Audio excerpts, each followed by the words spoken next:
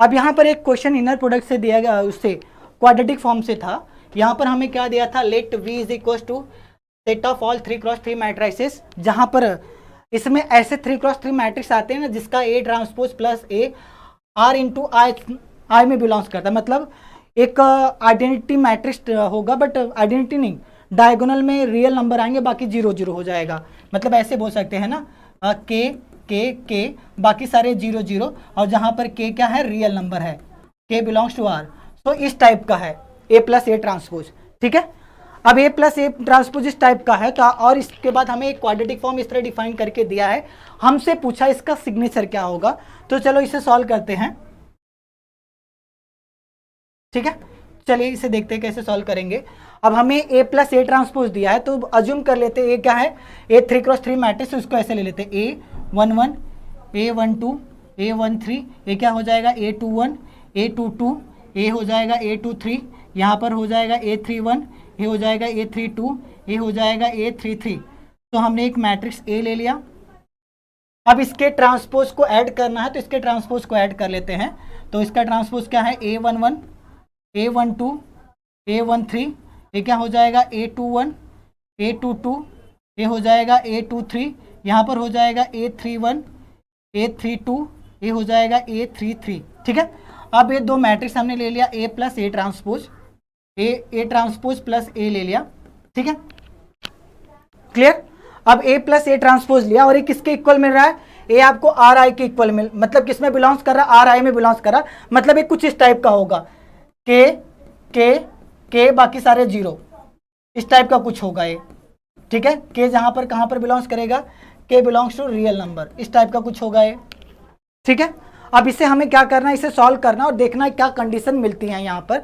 तो अगर आप इसे सॉल्व करोगे तो आपको मिलेगा यहाँ पर 2 टाइम्स A11, यहाँ पर हो जाएगा 2 टाइम्स A22, यहाँ पर हो जाएगा 2 टाइम्स A33 हो जाएगा। ठीक है, अब यहाँ पर A11 हो गया। अब अगर इसे आप देखोगे 2, इसे ऐड करोगे तो यहाँ पर क्या मिलेगा, A21 प्लस A12 हो जाएगा, यहाँ पर क्या हो जाएगा A31 प्लस A13 हो जाएगा, यहाँ पर A23 प्लस A32 हो जाएगा, और यहाँ पर आपको क्या मिलेगा, A12 प्लस A21 हो जाएगा, और यहाँ से आपको मिलेगा A हो जाएगा 13 प्लस A31 हो जाएगा, और यहाँ पर आपको मिलेगा A23 प्लस A33 मिलेगा। ए मैट्रिक्स इसके इक्वल हो जाएगा, कुछ इस टाइप मिलेगा आपको, K 0 0 0 K 0 0 0 K। अब यहाँ पर अगर एक बार फिर से आप इसे इक्वेट करोगे, दो मैट्रिक्स हैं, इक्वल कब मिलेंगे, अगर आप इसे इक्वेट करोगे तो क्या बता सकते हो, अगर आप इसे इक्वेट करोगे तो यहाँ से आपको दिखेगा कि ए जो ए आया है किसके इक्वल हैं, 2 times A11 is equal to 2 times A22 is equal to 2 times A33, किसके इक्वल मिल रहे हैं, ये आपको मिल रहे हैं K के इक्वल। ठीक है, एक K के इक्वल मिल रहे हैं। और यहाँ पर बाकी की बात करूँ तो मुझे क्या मिलेगा, A21 किसके इक्वल मिल रहा है, माइनस A12 के इक्वल, और यहाँ पर बता सकते A13 किसके इक्वल मिल रहा है, माइनस A31 के इक्वल मिल रहा है, और हम बोल सकते हैं कि A23 किसके इक्वल मिल रहा है, माइनस A32 के इक्वल मिल रहा है, यही मिला।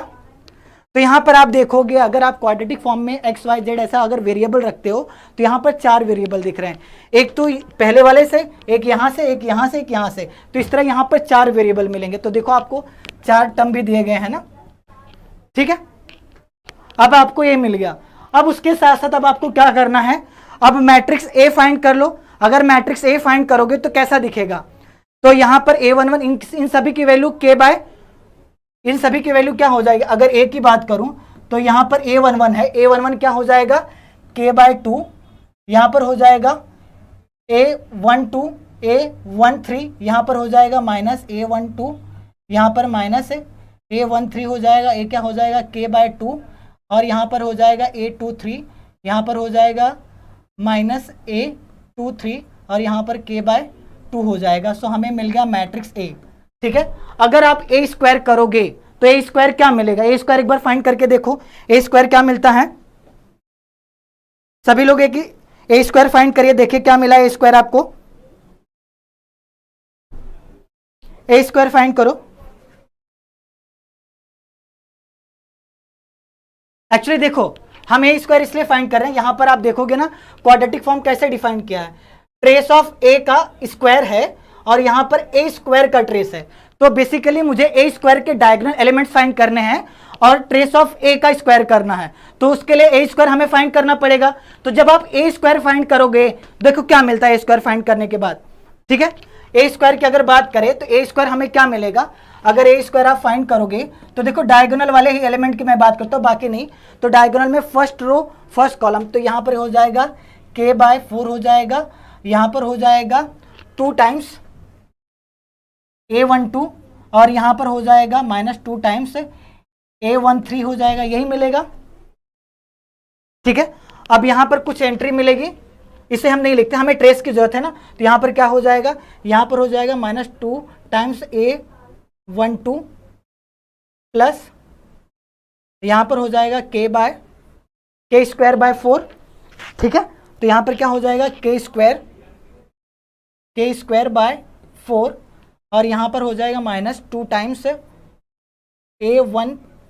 a23 हो जाएगा, ठीक है। और फिर यहाँ पर कुछ आएगा, यहाँ पर कुछ आएगा, फिर लास्ट में अगर हम निकालेंगे तो देखते हैं यहाँ पर क्या मिलेगा हमें, यहाँ पर मिलेगा, यहाँ पर हो जाएगा -2 times a13 -2 times a23 plus k²/4 हो जाएगा। तो हमें 3×3 का मैट्रिक्स मिल जाएगा ए स्क्वायर, ठीक है। एक्चुअली हमें ट्रेस फाइंड करना था, तो हम सिर्फ डायगोनल ही फाइंड करते हैं।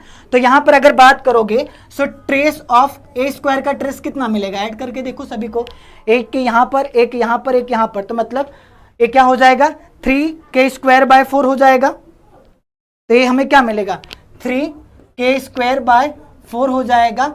और यहाँ पर देखो एक 2 टाइम्स यहाँ पर है, 2 टाइम्स यहाँ पर है, तो मतलब सारे के सारे 4 टाइम्स आ जाएंगे ना।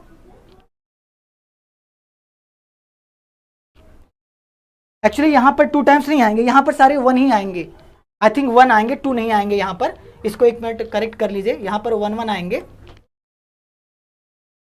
ठीक है।